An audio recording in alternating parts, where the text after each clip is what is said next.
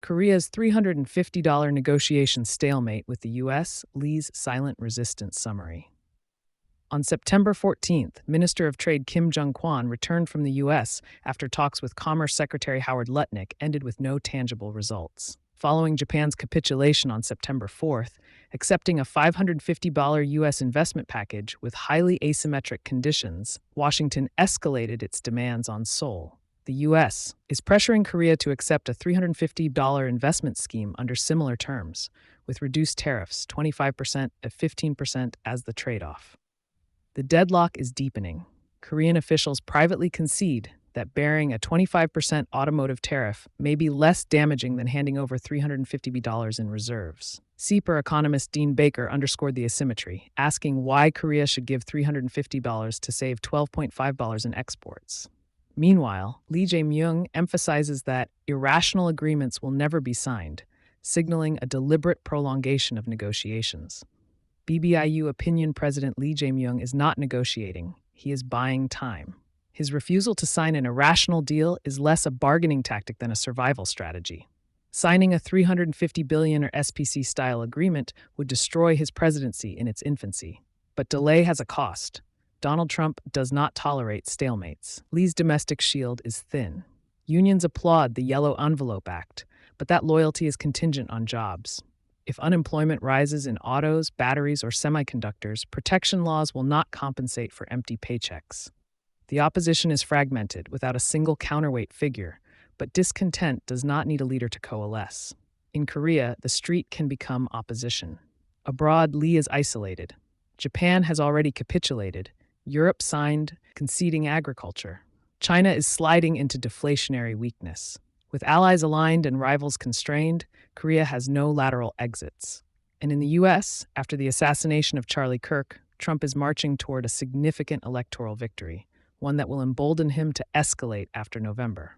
Trump does not need to break Korea with one strike. His arsenal is broader, more insidious. Tariffs are crude. They generate resistance.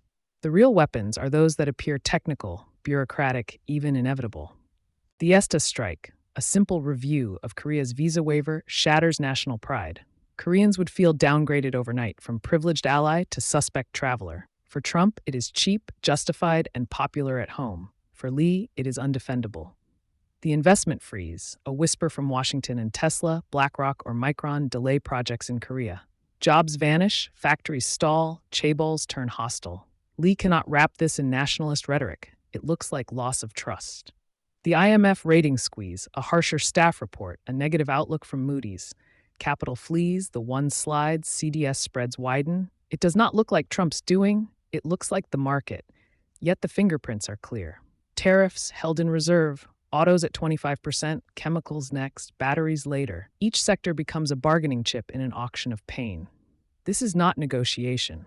It is managed suffocation. Trump does not need Korea to sign today. By layering symbolic humiliation, financial fragility, and industrial uncertainty, he can erode Lee's domestic legitimacy faster than the economy itself erodes.